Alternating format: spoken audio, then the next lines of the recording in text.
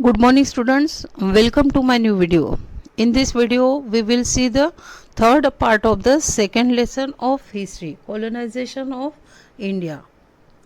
And in first video we have seen about the advent of European companies, and during the modern period in our India, many companies were came here and they set up their trading centers, especially in coastal area. Okay, then we have seen about English East India Company.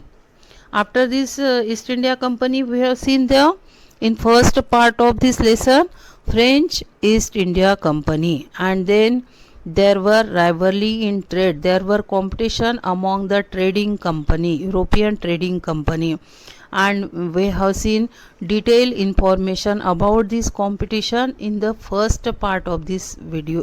This lesson, first video. Okay.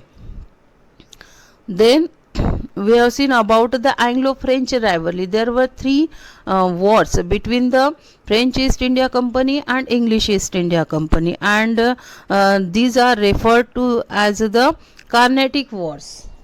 Okay, and then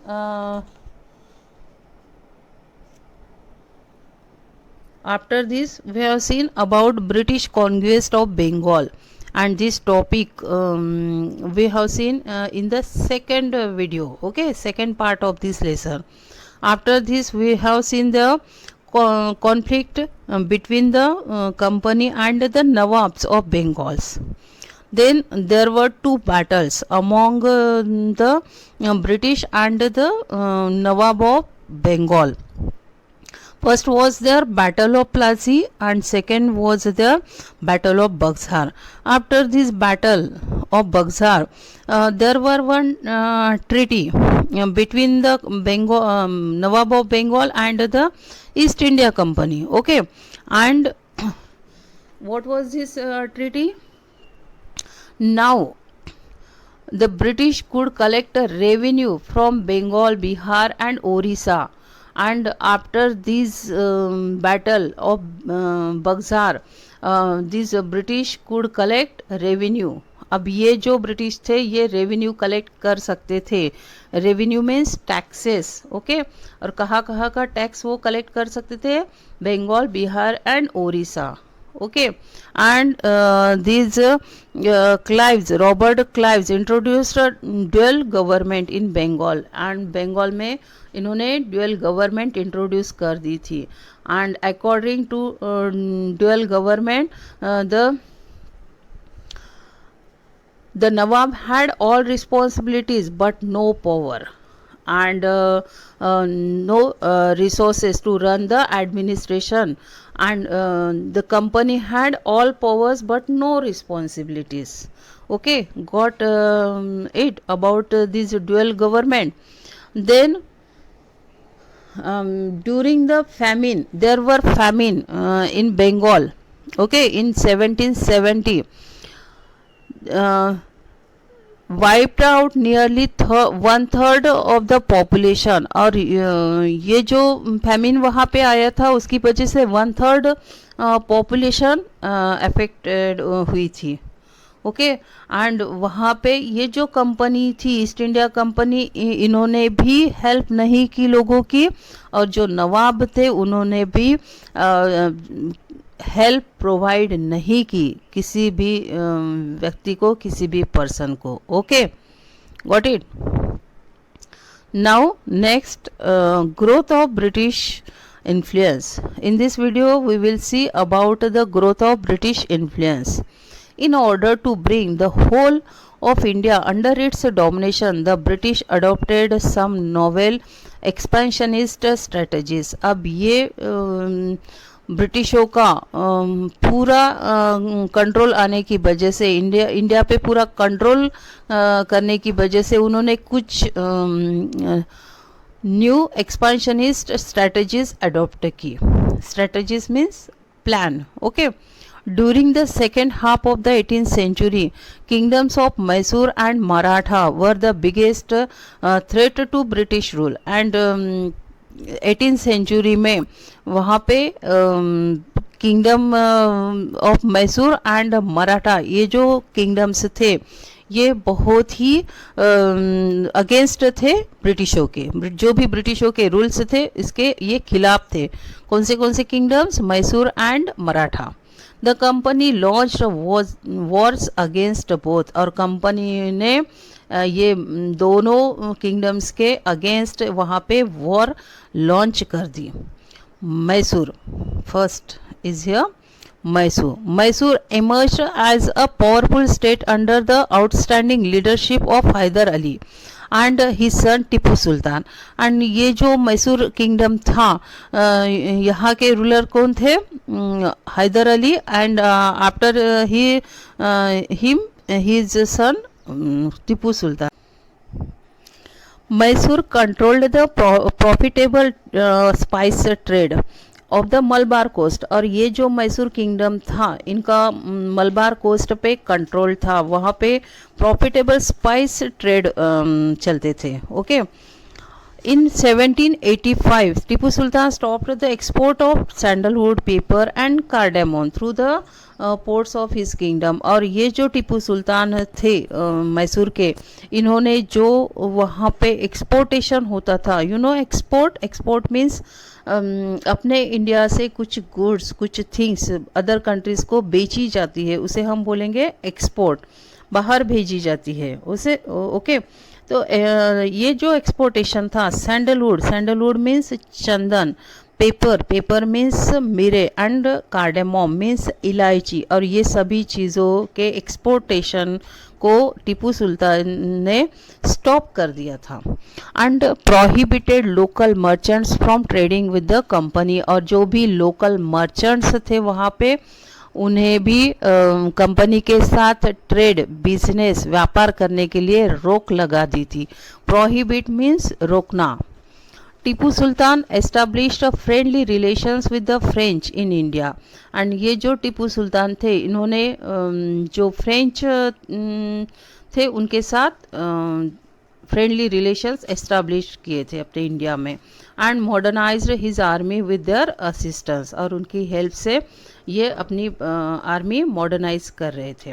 the British and the Deccan states pursued Haidar and Tipu as a threat, और ये जो British और जो डेक्कन थे ये हैदर और टीपू सुल्तान को अपना एनिमी मानते थे, दुश्मन मानते थे। Okay. This led to 4 Anglo Mysore wars between 1767 and 1799। Okay. उसकी वजह से वहाँ पे एंग्लो मैसूर वॉर्स हुई। How many wars? 4। Okay. In the first Anglo-Mysore War, Hyder Ali gave a crushing defeat to the British। अब फर्स्ट एंग्लो-मैसूर वॉर में क्या हुआ कि हैदर अली ने ब्रिटिशों को हरा दिया। He signed the Treaty of Madras with the British in 1769, according to which both sides would help each other in case of attack by third party। और वहाँ पे एक ट्रीटी हुआ, ट्रीटी मीन्स एग्रीमेंट, समझौता, sorry, on page number 19। okay। what is meant by treaty? Treaty means samjhota, agreement. There were one treaty between British and the Hyder Ali, okay, and the Mysore, and according to this treaty, which both sides would help each other, दोनों sides एक दूसरे की help करेंगे in case of an attack by the third party। अगर third party वहाँ पे attack करती है तो ये दोनों parties एक दूसरे को help करेगी। In 1770, the Marathas attacked Mysore, but the British forces did not help them। And 1770 को जो मराठा एंड मैसूर की वॉर हुई थी वहाँ पे ब्रिटिशों ने मैसूर की हेल्प नहीं की। एंड दिस एनरेग्ड हैदर अली, और इसका गुस्सा हैदर अली को आया। एनरेग्ड मीन्स गुस्सा आना, एंग्री होना। And he defeated the British in the battle of Pollilur, और उन्होंने ब्रिटिशों को हरा दिया पॉलीलर के बैटल में। Haidar Ali died in 1782। अब ये जो हैदर अली थे मैसूर के लीडर, मैसूर के रूलर, ये इनकी डेथ हुई थी व्हेन 1782 को, while fighting the English forces in Chittor. Chittor में जो इंग्लिश फोर्सेस के साथ ये लड़ रहे थे वहाँ पे हैदर अली मारे गए। But his son Tipu Sultan continued the war, और लेकिन उनके जो बेटे थे टीपू सुल्तान, उन्होंने ये वॉर कंटिन्यू रखी। The second Anglo Mysore war ended in 1784 with the treaty of Mangalore, and second Mysore war ख़त्म हो गई 1784 को एक ट्रीटी के साथ, treaty of Mangalore. What is mean by treaty? Treaty means agreement, okay, समझौता। The Third Anglo-Mysore War was a result of Tipu's attempts to restrict the British spice trade। यानी वहाँ पे जो भी ब्रिटिश स्पाइस ट्रेड थे कुछ टीपू सुल्तान ने वहाँ पे रोक लगा दी थी ऑन द मलबार कोस्ट पे। And he is increasing proximity to the French, और उनके जो फ्रेंच के साथ रिलेशंस थे, फ्रेंडली रिलेशंस थे, वो और भी क्लोज हो चुके थे। प्रॉक्सिमिटी मीन्स नज़दीकी लाना, जो रिलेशन में नज़दीकियाँ रहती है उसे हम बोलेंगे proximity, okay. The British led by Lord Cornwallis and supported by the Nizam and the Marathas defeated Tipu. और यहाँ पे अब ब्रिटिशों ने क्या किया कि ये जो लॉर्ड कॉर्नवालिस थे उन्होंने निज़ाम एंड मराठास की हेल्प ली और टीपू सुल्तान को हरा दिया। ही हैड टू पे a huge fine and a part of his kingdom. और इन्हें अब टीपू सुल्तान की हार होने के बाद उन्हें बहुत बड़ा फाइन वहाँ पे करना था और अपने किंगडम का कुछ हिस्सा। While 2 of his sons were taken hostage by the British. और जहाँ पे उनके दोनों बेटे ब्रिटिशों के कब्ज़े में थे, ब्रिटिशों ने बंदी बना लिए थे और उसके बदले में उन्हें बहुत बड़ा फाइन उन्होंने पे करने के लिए कहा था और अपने उनके किंगडम का कुछ हिस्सा भी उन्हें देना था। Governor general lord Wellesley proposed that Tipu should accept the subsidiary alliance. और वहाँ पे टीपू सुल्तान को सब्सिडियरी अलायंस भी एक्सेप्ट करना था। What was this subsidiary alliance? कि पूरे स्टेट पे, पूरे किंगडम पे ब्रिटिशों का ही कंट्रोल रहेगा। एंड ये जो टीपू सुल्तान थे ये सेकेंडरी रहेंगे, ओके। यानी ब्रिटिशों के हिसाब से ही पूरे रूल चलाने पड़ेंगे। तो ये था subsidiary alliance. Tipu austerely rejected his proposal which led to the fourth Anglo Mysore war. और ये जो टीपू सुल्तान थे उन्होंने क्लियरली रिजेक्ट कर दिया ये जो प्रपोजल था ब्रिटिशों का उसे। एंड वहाँ पे फोर्थ एंग्लो मैसूर वॉर हुई and Tipu Sultan died in this war in 1799 when Tipu Sultan died in 1799 defending his capital Seringapatam, okay. Tipu Sultan कब मारे गए? 1799 को। After Tipu's death, the British annexed his kingdom, placed Mysore under Wadiyars, the former ruling dynasty, and impose a subsidiary alliance on the state. और टीपू सुल्तान की death होने के बाद ब्रिटिशों ने पूरा किंगडम अपने कब्ज़े में ले लिया एंड वहाँ पे एक डायनेस्टी को वो किंगडम चलाने के लिए दे दिया। सब्सिडियरी अलायंस वहाँ पे इम्पोज कर दिया, लागू कर दिया, ओके। सब्सिडियरी अलायंस समझ में आया आपको कि जो भी सुपेरियर रूलर रहते हैं उनके ही हिसाब से रूल चलते हैं और वहाँ पे एक सेकेंडरी पर्सन, एक सेकेंडरी डायनेस्टी रखी जाती है वर्क करने के लिए, okay. That is called the subsidiary alliance. It was the policy of British government. Then there are two MCQs. We have to solve these MCQs. First, Hyder Ali died in. There are three options. When this Hyder Ali died 1782. B option is the answer here. Okay. Then, the second Anglo-Mysore War ended with the Treaty of A. Mysore, B. Seringapatam, and the Mangalore. C option is the answer here, Mangalore. Okay. Then, next topic is here Maratha. We have to study about this Maratha. After their defeat in the third battle of Panipat in 1761, the Marathas became weak. There were third battle of Panipat in 1761. 1761 में पानीपत की third battle हुई थी और उसके बाद ये जो Maratha kingdom था ये वीक बन चुका था. There emerged different seats of Maratha power under different dynasties such as Gaikwads, Holkar, Bhosles and Sindhyas. And after this third battle of Panipat, there were different seats emerged. यानी बहुत सारी अलग अलग सीट्स वहाँ पे अब इमर्ज हो चुकी थी. इमर्ज मीन्स अपीयर होना. एंड जो मराठा पावर थे अंडर डिफरेंट डायनेस्टीज़, अलग अलग डायनेस्टीज़ थी वहाँ पे और अलग अलग डायनेस्टीज़ के वहाँ पे पावर थे. Like Gaikwad, Holkar, Bhonsle and Scindias. And they were held together into confederacy under the Peshwa based in Pune. And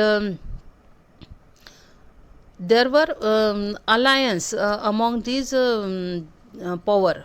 Okay. Confederacy means alliance under the Peshwa. Who were these Peshwa? Principal minister based in Pune. After the 1770, the power struggle among the Maratha chief intensified. और 1770 के बाद वहाँ पे जो भी power थे like Gaekwad, होकर, Bhosle and Scindias, ये जो डायनेस्टी थी इनके जो भी वहाँ पे पावर थे ये पावर स्ट्रगल इंक्रीज हो गई, इंटेंसिफाइड हो गई, बढ़ गई कि उन्हें एक डायनेस्टी को लगता था कि हम पावरफुल है, दूसरे को लगता था हम पावरफुल है. तो ये जो स्ट्रगल थी ये बढ़ चुकी थी. Taking advantage of their disunity and because of this struggle there were disunity among the Maratha. The British interfere in their internal matters, internal affairs. And ये जो disunity वहाँ पे establish हुई थी, ये disunity के advantages किसने लिए? ब्रिटिशों ने. Okay. And the British interfered in their internal affairs. अब ब्रिटिश उनका जो भी इंटरनल अफेयर रहता था मराठों का उसमें इंटरफियर करने लगे. This led to the 3 Anglo Maratha wars between 1775 and 1819. अब इसकी वजह से वहाँ पे क्या हुआ कि 3 एंग्लो मराठा वॉर्स हुई when between 1775 and 1819. The first Anglo-Maratha War, when it 1775 to 1782. कब हुई थी ये first Anglo Maratha war? 1775 to 1782. Broke out on the issue of succession to the throne of the Peshwa. अब क्यों हुई थी ये first Anglo Maratha war?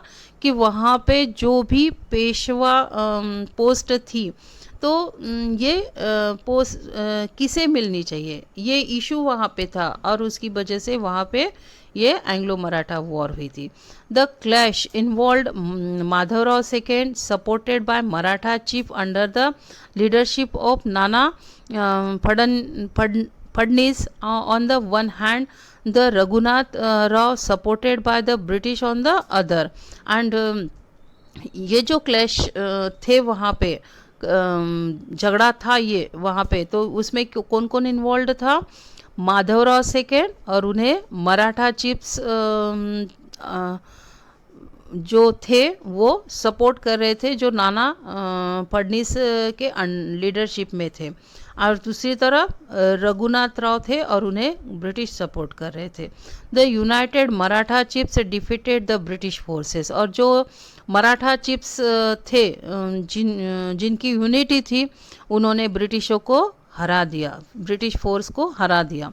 However, the British forces capture Ahmedabad and the Gwalior, और वहाँ पे ब्रिटिश फोर्स ने अहमदाबाद एंड ग्वालियर को कैप्चर कर लिया। In 1782 peace was concluded by the Treaty of Salbai. The British recognized the Madhavrao as a Peshwa, and वहाँ पे 1782 में एक ट्रीटी हुआ, you know treaty, I am giving the meaning of this treaty time to time. Agreement, समझौता, treaty means समझौता। And यहाँ पे जो माधवराव सेकेंड थे उन्हें ब्रिटिशों ने पेशवा बना दिया। And on next page, page number 20, this page is blur here, okay, in video. You should concentrate on your page in your textbook.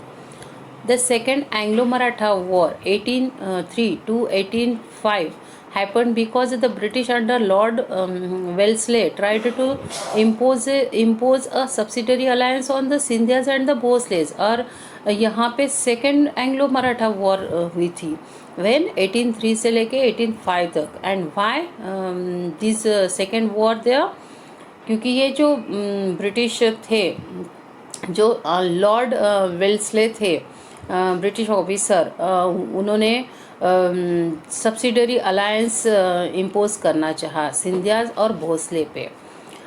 They registered and declared a war on the British, और वहाँ पे मराठा जो थे उन्होंने वो ब्रिटिशों के खिलाफ गए और वॉर डिक्लेयर कर दी। They were eventually defeated and had accepted the subsidiary alliance as well as part with the territories of the Ahmednagar and Bauch. And यहाँ पे मराठा हारे, एंड मराठों की हार हो गई और उन्हें जो भी सब्सिडरी अलायंस था ये यहाँ पे एक्सेप्ट करना पड़ा। And do you know what is this subsidiary alliance? Means जो भी पावर रहेंगे वो ब्रिटिशों के रहेंगे, और उनके हिसाब से वहाँ पे जो भी डायनेस्टी या जो भी रूलर रहेगा वो ब्रिटिशों के हिसाब से ही वर्क करेगा। That is called the subsidiary alliance, okay. It was the policy of ब्रिटिशों की पॉलिसी थी ये, ओके। एंड यहाँ पे जो मराठों की हार हुई थी तो वहाँ पे उन्हें सब्सिडरी अलायंस एक्सेप्ट करना पड़ा, और उसके साथ कुछ एरिया भी ब्रिटिशों को देना पड़ा, Ahmednagar and Broach. The British also attacked the Holkar rulers of Indore, but the war did not lead to a decisive result, as a Lord Wellesley was recalled to England and peace was concluded with the Holkars। And ब्रिटिशों ने होलकर पे भी इंदौर के होलकर पे भी attack किया था, लेकिन ये जो वॉर वहाँ पे हुई यहाँ पे कुछ डिसाइड नहीं हुआ, क्योंकि ये जो वॉल्सले थे इन्हें इंग्लैंड जाना पड़ा, इसीलिए यहाँ पे जो भी वॉर हुई, जो भी युद्ध हुआ, उसका रिजल्ट नहीं मिला। In the third Anglo Maratha war 1817 to 1819 Peshwa Bajirao second tried to unite the Maratha chiefs against the British. अब ये जो पेशवा बाजीराव सेकेंड थे उन्होंने मराठों को यूनाइट करने का ट्राई किया, मराठा चीफ्स को, अगेंस्ट द ब्रिटिशों के खिलाफ। हाउएवर मराठा फोर्सेस लॉस्ट, लेकिन वहाँ पे मराठा फोर्सेस हार गई। The office of Peshwa was abolished, Peshwa का जो भी ऑफिस था वो डिस्ट्रॉय कर दिया गया। Bajirao second was deposed and pension off to Bithur near was Kanpur. And ये जो बाजीराव सेकेंड थे उन्हें डिपोज किया गया, यानी उनकी जो भी पेशवा पोस्टिंग थी ये निकाल दी गई। All his kingdom as well as territories of other Maratha chiefs were annexed by the British and they were not allowed to maintain an army. And ये जो पेशवा बाजीराव सेकेंड थे, इनका किंगडम यहाँ पे छीन लिया गया और जो अदर मराठा चिप्स थे उनके भी टेरिटरीज मीन्स क्षेत्र, प्रदेश, एरिया बोलेंगे हम इसे, तो ये भी वहाँ पे ब्रिटिशों ने छीन लिया.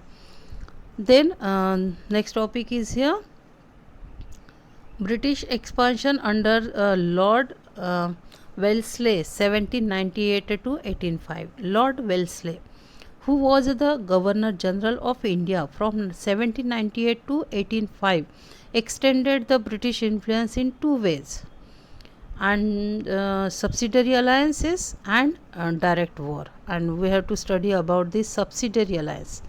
What was the subsidiary alliance? It was one policy of ब्रिटिशों की एक ये पॉलिसी थी. As per the subsidiary alliance, a ruler had two, or through this subsidiary alliance, British formed some rules for Indian rulers, and Indian rulers had to follow these rules. First, disband his own army and maintain British troops permanently at their cost, or said some territories in lieu. And in earlier period, जो अपने Indian rulers थे वो उनके पास खुद के soldiers रहते थे, खुद की आर्मी रहती थी, लेकिन यहाँ पे ब्रिटिशों ने क्या रूल बनाया कि उन्हें खुद की आर्मी रखनी नहीं है, वो उन्हें डिसबैंड करनी पड़ी, यानी बर्खास्त करनी पड़ी. और ब्रिटिशों के जो भी ट्रूप्स थे, troops means group of soldiers, वो वहाँ पे इंडियन रूलर्स को मेंटेन करने थे, यानी उनके लिए पेमेंट भरना था. अब वो ब्रिटिशों के सोल्जर्स अपने पास रखते थे और उनका पेमेंट भी उन्हें भरना था. In case rulers failed to make payment, a part of territory was taken away as penalty. अगर कोई रूलर वहाँ पे पेमेंट भरने में फेल होता है तो उसी से वो एज अ पेनल्टी उनका जो भी टेरिटरी है उसका कुछ हिस्सा छीन लेते थे. Except a British officer called the resident who would be stationed at the ruler's court. और अब इंडियन रूलर्स को जो ब्रिटिश ऑफिसर रहता था रेसिडेंट, उसे अपने कोर्ट में जगह देनी थी, यानी उसे अपने कोर्ट में रखना था. रेसिडेंट वॉज अ पॉलिटिकल और commercial agent whose job was to further the British interest. और ये रेसिडेंट कौन था? पॉलिटिकल और कमर्शियल एजेंट था ये ब्रिटिशों का. ब्रिटिशों के लिए ही ये रेसिडेंट वर्क करता था, ब्रिटिशों के फ़ायदे के लिए ये वर्क करता था. Expel all other foreigners from his territory. अगर कोई अदर फॉरेनर्स कोर्ट में है या टेरिटरी में है किसी भी इंडियन रूलर्स के, तो उसे बाहर निकालना था. According to this subsidiary alliance, consult the British before negotiating with any other Indian state. और अगर कुछ निगोशिएशन वहाँ पे होता है तो ब्रिटिशों को कंसल्ट करना था, जो भी इंडियन रूलर्स था उसे. ओके, निगोशिएटिंग मीन्स समझौता, एग्रीमेंट.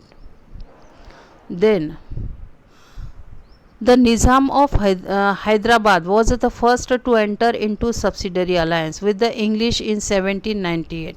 अब फर्स्ट टाइम किसने एक्सेप्ट किया ये subsidiary alliance inner India? Nizam of Hyderabad 1798 को. The 1801 Lord Wellesley called a Nawab of the Awadh to accept the subsidiary alliance. and 1801 में यहाँ पे ये जो नवाब थे अवध के, उन्होंने भी सब्सिडरी अलायंस एक्सेप्ट कर लिया. Peshwa Bajirao second signed a subsidiary alliance at Bassein in 1802 में पेशवा बाजीराव ने भी साइन कर लिया था सब्सिडरी अलायंस में. Many Rajputana chiefs also accepted British supremacy and signed treaties. और बहुत सारे राजपूत चिफ्स थे, उन्होंने भी ये सब्सिडरी अलायंस एक्सेप्ट कर लिया था. The Indian rulers who accepted this alliance lost all their independence. और जो भी इंडियन रूलर्स वहाँ पे थे और जिन्होंने ये अलायंस एक्सेप्ट किया था, तो उन्होंने अपना खुद का इंडिपेंडेंस लॉस्ट कर दिया था. वो फ्री नहीं थे, उनका फ्रीडम लॉस्ट हो चुका था. They could take no independent decision. वो खुद का डिसीजन नहीं ले सकते थे. In addition they had to maintain the British army. और ऊपर से उन्हें ब्रिटिश आर्मी भी मेंटेन करनी पड़ रही थी. This was a great financial drain. और ये बहुत ही बड़ी लूट थी. ओके, यानी जो भी पैसा था, फाइनेंस था, मनी था, वो अब इसके थ्रू बह रहा था. ड्रेन मीन्स बहना. Okay, to make matters was the residents' demands also had to be fulfilled. और ये मैटर कब बहुत ही ज़्यादा हो गया, जो वहाँ पे रेसिडेंट्स रहते थे उन्होंने और बहुत सारी डिमांड्स वहाँ पे रखी जो उन्हें पूरी करनी थी. On the other hand it proved very advantageous to the British. Now they could maintain a large army at the cost of others. और दूसरी तरफ क्या हो रहा था, इंडियंस जो रूलर्स थे उन्हें ये जो भी कंडीशन थी, जो भी सिचुएशन थी, वो बहुत ही डिफ़िकल्ट थी. डिफ़िकल्ट सिचुएशन को वो फेस कर रहे थे. But on the other hand यहाँ पे जो भी ब्रिटिश थे उन्हें बहुत ही ये एडवांटेजियस प्रोसेस थी. It proved very advantageous to British. Now they could maintain a large army. अभी ये अपनी जो भी आर्मी थी, ये बहुत ही बड़ी आर्मी मेंटेन कर सकते थे, क्योंकि इसका जो भी पेमेंट था, जो भी कॉस्ट थी, ये दूसरे पे कर रहे थे. The military and foreign affairs of the alliance partner directly came under their control. And जो भी मिलिट्री, जो भी फॉरेन अफेयर्स थे इंडिया के, जो भी अलायंस थे, समझौते थे, ये डायरेक्टली अब ब्रिटिशों के अंडर में आ चुके थे. Through the resident they could exercise control even in internal matters. और यहाँ पे जो रेसिडेंट कोर्ट में रखे गए थे इंडियन रूलर्स के, उनके थ्रू जो इंटरनल मैटर रहते थे रूलर्स के, उसमें उस पर भी अब कंट्रोल आ चुका था ब्रिटिशों का. Finally, territories of Indian rulers could be annexed at any point of time. और एंड में क्या हो रहा था कि कोई भी टेरिटरीज हो इंडियन रूलर्स का, तो वो डायरेक्टली ब्रिटिशों के कब्ज़े में आ रही थी. ओके, क्योंकि कहीं ना कहीं कुछ प्रॉब्लम हो के ब्रिटिश जो भी टेरिटरीज रहती थी इंडियंस रूलर्स की, वो छीन ले रहे थे. This led to development of new power bloc in the politics of India, and ultimately the British became the supreme political power in India by their policies. And ये जो पॉलिसीज़ यहाँ पे यूज़ की थी by British, which was this policy subsidiary alliance. ये policy use होने की वजह से ऑटोमेटिकली ब्रिटिशों के कंट्रोल में जो भी इंडियन रूलर्स थे, उनकी जो भी टेरिटरीज थी, जो भी किंगडम्स थे, ऑटोमेटिकली ब्रिटिशों के कब्ज़े में आते गए. ओके, और उसकी वजह से जो भी पॉलिटिकल पावर था ब्रिटिशों का, ये अपने इंडिया में डेवलप्ड होता गया. And the British became the supreme political power in India by there policies. And उनकी पॉलिसीज़ की वजह से ये सुप्रीम बनते गए इंडिया में. और यहाँ पे हमने सिर्फ एक ही पॉलिसी के बारे में पढ़ा है, सब्सिडरी अलायंस के बारे में. बट इन नेक्स्ट लेसन बाकी और आगे चल के हमें बहुत सारी ऐसी पॉलिसीज़ उनकी पता चलने वाली है कि वो उन्होंने कुछ पॉलिसीज़ बनाई और अपने इंडिया में यूज़ की.